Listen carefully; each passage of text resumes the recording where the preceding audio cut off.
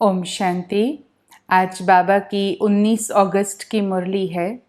शिव बाबा समझाते हैं कि बच्चे, जो फर्स्ट लेसन आत्मा ने सीखा है कि मैं ये शरीर नहीं हूँ बल्कि इस शरीर को चलाने वाली चैतन्य शक्ति आत्मा हूँ, रूह हूँ। तो हर कर्म जब हम करते हैं, हर कर्म, हर कारोबार हमें अपने आप को आत्मा समझते हुए करना है। बाबा जिसको नाम दे रहे हैं बच्चे, यह है आपकी रूहानी कारोबार। और जितना जितना हम अपने आप को रूह समझ करके कर्म करते हैं, उतना उतना बाबा समझाते हैं कि फिर आत्मा उससे निर्विकारी भी बनती जाती है। जितना जितना देह अभिमान में आकर के कर्म करते हैं, मैं फलाना हूँ, मैं ये कर सकता हूँ, आदि आदि, ये जब मेरी स्मृति में, मेरी कॉन्शियसनेस में होता है, तो बाबा कहे बच्चे फिर उसमें अशांति बढ़ती जाती है। फिर शिकायत करते हैं कि मन को शांति कैसे मिले। बाबा कहे बच्चे, ये तो प्रश्न ही उचित नहीं लगता। वास्तव में तुम आत्मा हो। आत्मा का निजी स्वधर्म वही शांति है। तो ऐसे बाबा हमें रूह समझने से, आत्मा समझने से कैसे हम शांति का अनुभव करते हैं वो रियलाइज कराते हैं। साथ साथ बाबा कहे बच्चे, मैं खिवैया हूँ। आत्मा की नैया को कलयुग से पार सतयुग की ओर ले चलने के लिए आया हूँ। तो जीवन की नैया उस खिवैया के हाथों में सौंपना, ये इस संगम युग की सबसे बड़ी समझदारी हो सकती है, क्योंकि यहाँ पर परमात्मा स्वयं हमारी रिस्पॉन्सिबिलिटी लेते हैं और हमें कलयुग से उस पार सतयुग ले चलने के लिए ही बाबा आए हैं। बाबा तो याद दिलाते हैं, हे मेरे बच्चे, आपने ही मुझे कहा कि जब हम आप परमात्मा की संतान हैं, हम आप सुख के सागर की संतान हैं, तो भला हम दुख में क्यों हैं? जब आप सतयुग बनाने वाले हैं, तो हम ऐसी कलयुगी दुनिया में क्यों हैं? तो आत्मा ने बड़े भोले भाव से पर सच्ची हृदय से भगवान से जब ये बातें कहीं, तो बाबा कहे बच्चे, अब मैं आया ही हूँ आपको पवित्र बना करके फिर से सतयुग में भेजने के लिए। तो इस समय पर जब हमें सतयुग में चलने की तैयारी करनी है, तो अपने जीवन को हमें पवित्र ज़रूर बनाना है। बाबा कहे बच्चे, आपको इस समय पर सच्चा वैष्णव बनना है। ऐसी मेरी जीवन की प्योरिटी हो जो बाबा कहे सभी को उसके स्पर्श से सुख की अनुभूति हो। ऐसा वैष्णव बन करके मुझे भविष्य में राजाई पद को प्राप्त करना है, अर्थात मुझ आत्मा द्वारा अनेकों को प्राप्तियों का अनुभव हो सके, ऐसा योग्य मुझे अपने आप को बनाना है। बाकी बाबा कहे बच्चे, श्वास का कोई विश्वास नहीं है, इसीलिए डेली बेसिस पर रोज़ की मुरली पढ़ने पर बहुत अटेंशन देना है। आज पढ़ाई पर अटेंशन देकर मैंने अपने आप को मोल्ड किया, तैयार किया, श्रेष्ठ संस्कार धारण किए, तो बाबा कहे कल अगर पार्ट चेंज भी हो जाए तो आत्मा की हुई कमाई वो तो आत्मा के साथ चलेगी। और अगर थोड़े से अलबेले होते रहे, हाँ कल कर लेंगे, पुरुषार्थ हो जाएगा, बन जाएंगे, और ऐसे में अगर आत्मा को पार्ट चेंज करने की वेला आ जाए, फिर बाबा कहे बच्चे, फिर भविष्य पद आपका साधारण हो जाएगा। और इसीलिए वर्तमान समय से ही तीव्र पुरुषार्थ का लक्ष्य रखते हुए अपने आप को राजाई तिलक दे सकें, ऐसा योग्य हमें अपने आप को बनाना है। साथ साथ बाबा कहे बच्चे, संगम युग पर बीज रूप अवस्था, अर्थात इस साकारी दुनिया के हलचल से परे परम धाम घर में मैं सारे कल्प वृक्ष के विस्तार का बाबा के साथ मास्टर बीज रूप हूँ। जितना जितना हम इस स्मृति में रहते हैं, तो बाबा कहे बच्चे, इस आवाज़ से परे की स्थिति में केवल शांति ही नहीं, लेकिन जो भी मुझ आत्मा के निजी गुण है, सुख, शांति, प्रेम, आनंद, पवित्रता, ज्ञान, शक्ति, इन सभी गुणों का आत्मा बहुत अच्छी तरीके से अनुभव करती है। और बाबा समझाते हैं, बच्चे ये अनुभव केवल स्वयं आत्मा करती है उतने तक ही नहीं, लेकिन आत्मा के ये अनुभव उनके चेहरे द्वारा और आत्माओं को भी स्पष्ट दिखाई देते हैं। उन्हों को भी अनुभूति होती है कि सुख, शांति, प्रेम, आनंद क्या है। तो इस प्रकार से बाबा हमें मास्टर बीज रूप अवस्था का अनुभव, आवाज से परे का अनुभव और उसके द्वारा सर्व गुणों की अनुभूति स्वयं भी करें और हम औरों को भी कराएं, ऐसा योग्य बनता हुआ देखना चाहते हैं। साथ साथ बाबा कहे, बच्चे किसी में अगर कोई अच्छी बात देखी, विशेषता देखी, कला देखी, गुण देखा, सभ्यता देखी, बाबा कहे बच्चे उसको ज़रूर आप अमल में लाओ, उस गुण को आप ग्रहण ज़रूर करो।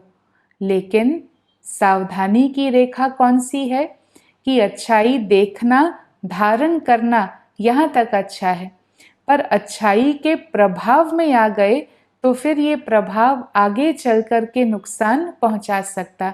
इसीलिए बाबा हमारा ध्यान खिंचवाते हैं, अटेंशन दिलाते हैं, बच्चे ज़रूर ग्रहण करो अच्छाई को, लेकिन उससे प्रभावित नहीं हो जाना है।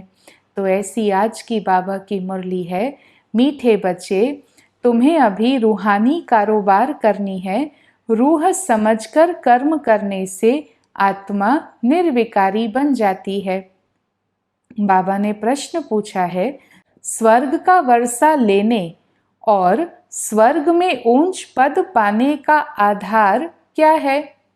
उत्तर है, बाबा के बच्चे बने, ब्रह्मा कुमार, ब्रह्मा कुमारी बने तो स्वर्ग का वर्षा मिल जाएगा, परंतु ऊंच पद का आधार है पढ़ाई। अगर बाबा का बनकर अच्छी रीति पढ़ाई पढ़ते रहे, पूरा पवित्र बने तो राजाई पद मिलता है। कोई पूरा पढ़ते नहीं है, कर्म बंधन है, पूरा पवित्र बने नहीं है और उतने में ही शरीर छूट जाए तो फिर वो प्रजा में साधारण पद प्राप्त कर लेंगे। ओम शांति। रूहानी बच्चों को रूहानी बाबा समझा रहे हैं, यहाँ रूहानी कारोबार है। आत्मा इस शरीर द्वारा पढ़ती है, चलती है, कर्म करती है, सत्कर्म करती, विकर्म भी करती है। इसीलिए पतित आत्मा, पाप आत्मा कहा जाता है। आत्मा ही सब कुछ करती है। इस समय सब मनुष्य देह अभिमानी है। मैं आत्मा हूँ ये समझने के बदले समझते हैं मैं फलाना हूँ, ये व्यापार करता हूँ, ये फलाने तो ऐसे हैं। दूसरों में विकृतियाँ देखते हैं कि ये इस विकार के वश है, वह उस विकार के वश है, फिर शरीर का ही नाम लेते हैं। इसको कहा जाता है देह अभिमानी दुनिया। फैला हुआ है, सभी बॉडी कॉन्शियसनेस से ही जीते हैं। इसीलिए उतरती कला होती है। सतयुग में देही अभिमानी होते हैं। कॉन्शियसनेस में ही कितना फर्क है। आत्मा समझना तो हम लिबरेटेड हैं, आत्मा समझें तो हम फुल हैं, आत्मा समझे तो हम देने वाले दाता हैं। और जहाँ बॉडी कॉन्शियसनेस आ गया तो एक तो बहुत सारी हदें आ जाती हैं, फ्रीडम सारी कैंसिल हो जाती हैं और फिर आत्मा को लेने की इच्छा लगती है कि ये मिले वह मिले, इतना तो मिलना ही चाहिए ना। आत्मा अपने आप को एंटाइटल्ड समझने लगती है, लेकिन ये नहीं रियलाइज़ करती कि ये देह अभिमान का आवरण है जो मुझे मांगने वाला, लेने वाला बना देता। तुम्हें अभी देही अभिमानी बनाया जाता है। अपने को आत्मा निश्चय करो। मैं आत्मा ये शरीर रूपी चोला धारण करके पार्ट बजाती हूँ। वह एक्टर्स भी भिन्न भिन्न कॉस्ट्यूम्स चेंज करते हैं, पार्ट प्ले करते हैं। बाबा कहते हैं, तुम आत्माएं पहले शांति धाम में थी, तुम्हारा घर है शांति धाम। जैसे वह हद का नाटक होता है, ऐसे ये फिर है बेहद का नाटक। सभी आत्माएं परम धाम से आकर यहाँ शरीर धारण करके पार्ट बजाती हैं। आत्माओं का असली घर है परम धाम। उन एक्टर्स का घर यहाँ ही होता है, सिर्फ अपना ड्रेस चेंज करके आकर पार्ट बजाते हैं। तो बाबा समझाते हैं, तुम आत्माएं हो। बाबा तो बच्चे बच्चे ही कहेंगे। कहते हैं, मैं पतित पावन तुम सभी आत्माओं का पिता हूँ। जिसको ही तुम गॉड फादर कहते हैं, वह गॉड फादर निराकार हैं। भारतवासियों के लिए ही बाबा कहते हैं, तुम कितने साहूकार और समझदार थे। इन लक्ष्मी नारायण का सारे विश्व पर राज्य था, जिसको कोई लूट न सके। भारत का इतिहास सचमुच बहुत गौरवशाली रहा है। बाबा कहे, ऐसा राज्य था श्री लक्ष्मी श्री नारायण के समय पर, जिसको कोई लूट भी न सके। क्यों? वहाँ द्वैत है ही नहीं ना, तेरे मेरे की भावना ही नहीं है। मेरे पास कम हो तो मैं दूसरों का लूं, ना मेरे पास कोई कमी है, ना दूसरों के पास ज़्यादा है, ऐसा मुझे तनिक संकल्प भी है। तो बाबा कहे कि बच्चे, वहाँ बहुत साहूकार समझदार थे। श्री लक्ष्मी श्री नारायण का सारे विश्व पर राज्य था, कोई लूट भी ना सके। कोई पार्टीशन आदि वहाँ होती ही नहीं। ये मेरा देश, ये तुम्हारा देश, ये मेरा राज्य, ये तुम्हारा राज्य, ऐसी कोई पार्टीशन धरती माँ पर नहीं होती है। यहाँ तो बहुत पार्टीशंस हैं, टुकड़े टुकड़े हैं, और फिर वो भेद होने की वजह से लड़ते रहते हैं। तुम सारे विश्व के मालिक थे। सारा आकाश, सारी पृथ्वी, समुद्र, तुम सब तुम्हारा था, तुम उनके मालिक थे। बाबा समझाते हैं, आत्मा को जो पार्ट मिला हुआ है वो कभी भी घिसता नहीं है, वो चलता ही रहता है। ये एक नेचुरल वंडर है कि आत्मा का पार्ट घिसता नहीं, चलता रहता। अभी तुम फिर से मनुष्य से देवता बन रहे हो, फिर 84 जन्म फिर लेंगे। आत्मा भी थकती नहीं है पार्ट प्ले करते करते। मनुष्यों में इस समय कितनी अशांति है। जहाँ भी जाओ तो कहेंगे, मन को शांति कैसे मिले। कितना बेसिक आत्मा का निजी गुण है, और इसके लिए आत्माएं तरसती हैं। कहते, शांति कैसे मिले। ये देह अभिमान में आकर कहते हैं।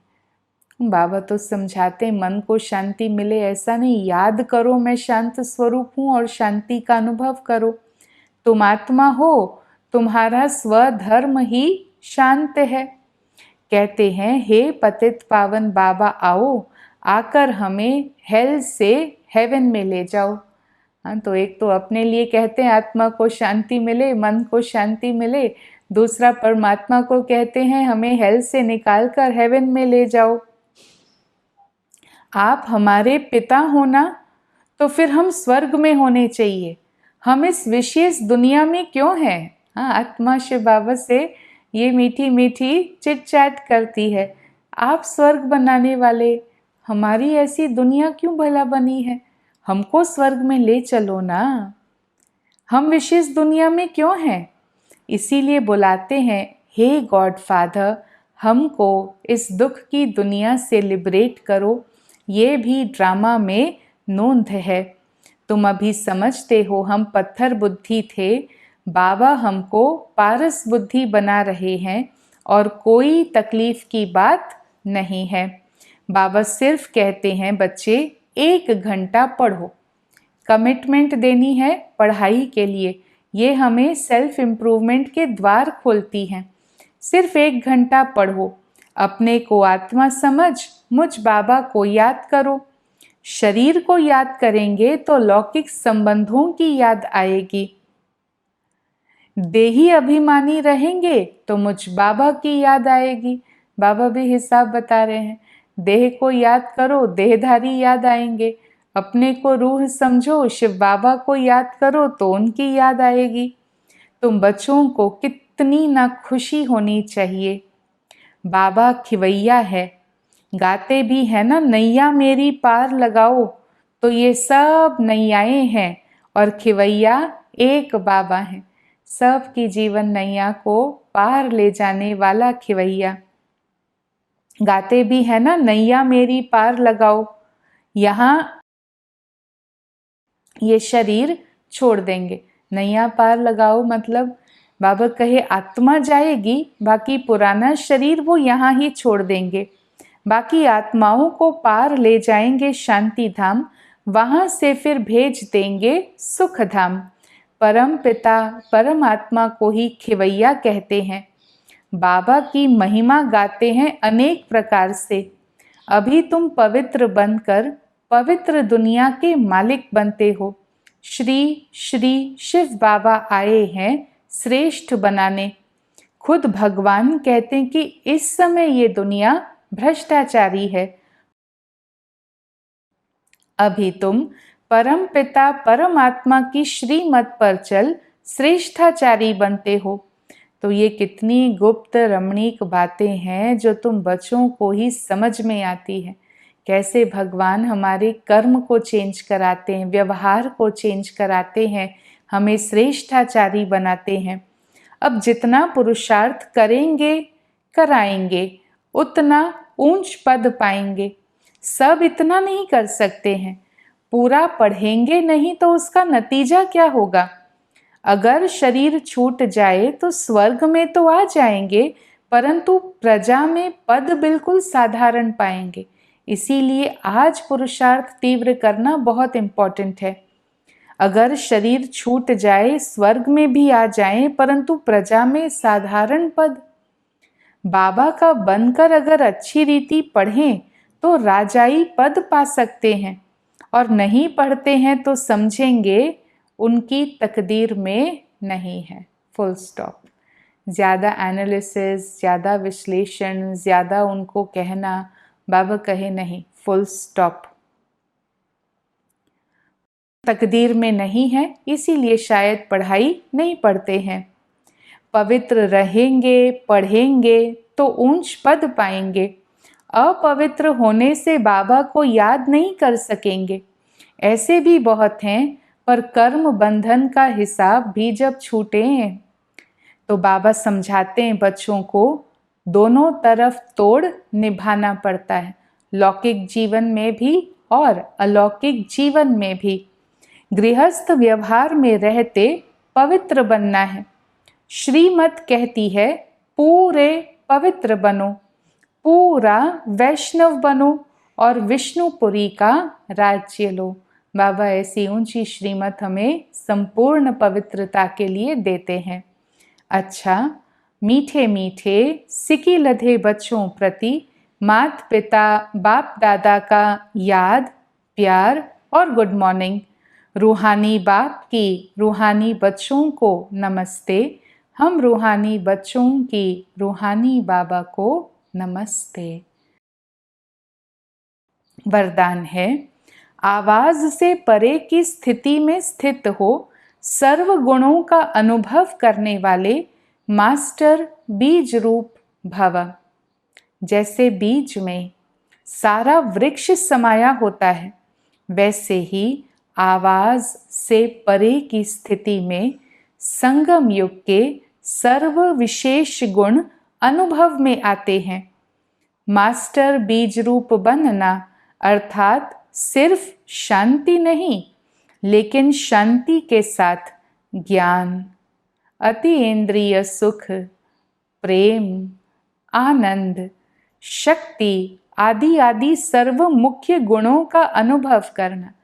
ये केवल शब्द न रह जाएं, लेकिन ये मेरे जीवन का अनुभव बन जाए। शांति, सुख, प्रेम, आनंद, खुशी, शक्ति, ये केवल बौद्धिक शाब्दिक अर्थ वाले नहीं हैं, ये एक एक का मुझे अपने जीवन में संपूर्ण अनुभव है। ये अनुभव सिर्फ स्वयं को ही नहीं होता। अब देखो अनुभव से फायदा क्या होता, सेवा नेचुरल हो जाती। ये सिर्फ मुझे अनुभव होता है ऐसे नहीं, लेकिन अन्य आत्माएं भी उनके चेहरे से सर्व गुणों का अनुभव करती हैं।